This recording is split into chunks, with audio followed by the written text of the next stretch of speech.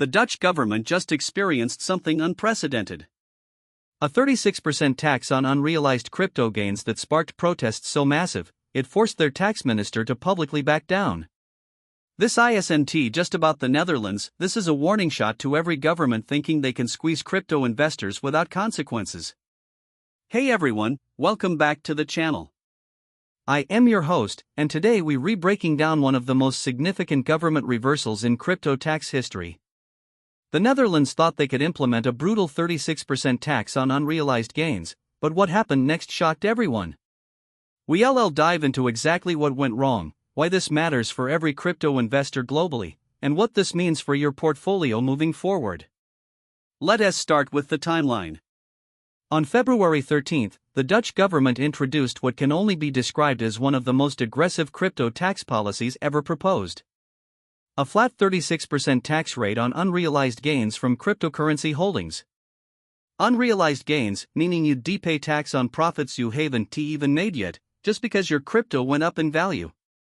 Hear us how insane this policy was. Let us say you bought Bitcoin at $30,000 and it rose to $60,000. Under this law, you owe 36% tax on that $30,000 gain even if you never sold a single Satoshi. Imagine having to pay thousands in taxes on money you don't actually have access to. But here's where it gets even worse.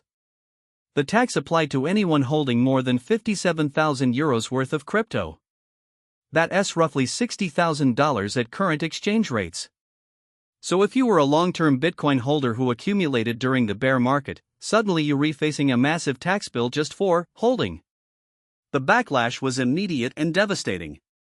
Crypto Twitter exploded. Dutch crypto communities organized protests. Major exchanges started seeing massive outflows as Dutch citizens scrambled to move their assets offshore.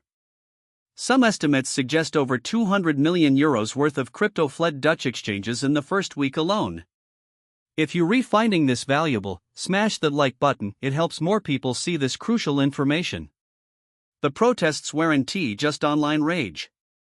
We're talking about organized demonstrations, petitions with hundreds of thousands of signatures, and something even more powerful: economic flight.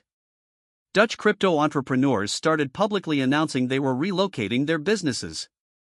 Venture capital firms began pulling investments from Dutch crypto startups.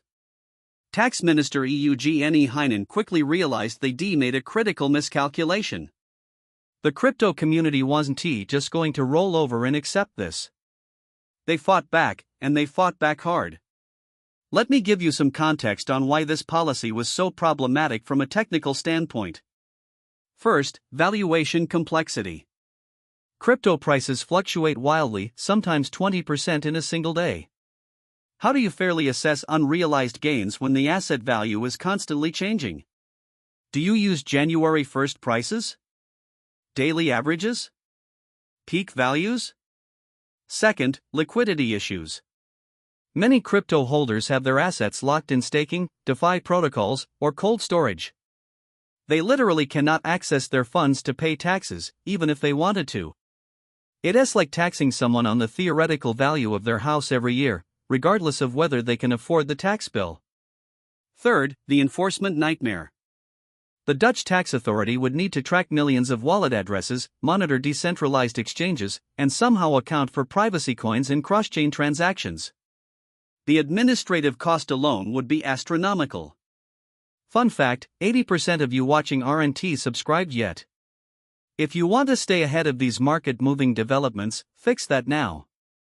Now let us talk about what this means for the broader crypto market. The Netherlands backing down sends a powerful signal to other governments considering similar policies. Countries like Germany, Portugal, and even some US states were reportedly studying the Dutch approach as a potential model. This reversal proves that aggressive crypto taxation can backfire spectacularly. When you push too hard, capital flees. Businesses relocate. Innovation moves elsewhere. The Dutch learned this lesson the expensive way. But here's the bigger picture: this isn't just about taxes. This is about the fundamental relationship between governments and the crypto ecosystem. For years, regulators have been trying to fit crypto into traditional financial frameworks. But crypto doesn't work like traditional assets. It's global, borderless, and increasingly difficult to control through conventional means. The market response has been telling.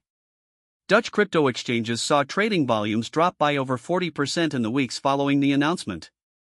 Meanwhile, neighboring countries like Belgium and Luxembourg reported increased interest from Dutch crypto businesses looking to relocate. Interestingly, this also highlights the power of the crypto community when it organizes effectively. Unlike traditional finance, where policy changes often go unnoticed until implementation, the crypto community mobilized quickly and effectively. Social media amplified the message, influencers educated their audiences, and ordinary holders took action. So what does this mean for you as a crypto investor? First, jurisdiction shopping is becoming increasingly important. Where you hold your crypto, where you re-tax resident, and where your assets are custodied all matter more than ever. Second, this reinforces the importance of proper tax planning. Even though the Dutch policy failed, other governments are definitely taking notes. Having a clear understanding of your tax obligations and potential optimization strategies is crucial. Third, consider the political risk in your investment decisions. A country that's crypto-friendly today might change its stance tomorrow. Diversifying across jurisdictions, both for your assets and your legal residence, provides protection against sudden policy changes. Fourth, stay engaged with policy developments. The crypto community's victory in the Netherlands happened because people paid attention and took action. Following regulatory news, participating in public consultations, and supporting crypto-friendly politicians all matter. Here's your action plan. First, audit your current tax situation. Understand the rules in your jurisdiction and ensure you're compliant. Second, consider working with a crypto tax professional, especially if you have significant holdings. The landscape is complex and changing rapidly. Third, evaluate your jurisdiction risk. If you're in a country showing signs of aggressive crypto taxation, consider your options.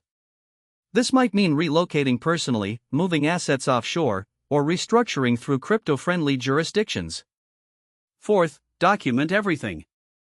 Keep detailed records of all your transactions, including dates, amounts, and purposes. Good record keeping protects you regardless of how tax laws evolve. Fifth, stay informed and stay organized. Join crypto tax discussion groups, follow regulatory developments, and don't wait until tax season to address these issues. The Netherlands situation is a perfect case study in what happens when governments overreach in the crypto space. They underestimated the mobility of both capital and people in the digital age. When you can move millions of dollars worth of assets with a few clicks, and businesses can relocate with relative ease, heavy-handed taxation becomes counterproductive. This victory belongs to everyone in the crypto community. It shows that when we organize, educate, and take principled stands, we can influence policy outcomes. But it's also a warning: the fight for reasonable crypto regulation is far from over. Other governments are watching this closely. Some will learn the lesson and pursue more balanced approaches. Others might try different tactics, perhaps focusing on exchanges, implementing reporting requirements, or targeting specific use cases. The key takeaway is that the crypto community has power when it acts collectively. We're not just passive participants in regulatory discussions, we're stakeholders with the ability to shape outcomes through our choices and actions. Drop your prediction in the comments. Do you think other countries will try similar taxes, or has the Netherlands scared them off? I read every single comment and love hearing your perspectives. And if you want to stay ahead of the next major regulatory development, subscribe and hit that notification bell. These policy changes happen fast, and being informed could literally save you thousands in taxes or help you make better investment decisions.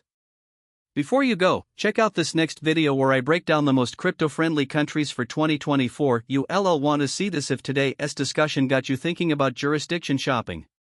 The fight for crypto freedom continues, and knowledge is your best weapon. Until next time, stay informed and stay ahead.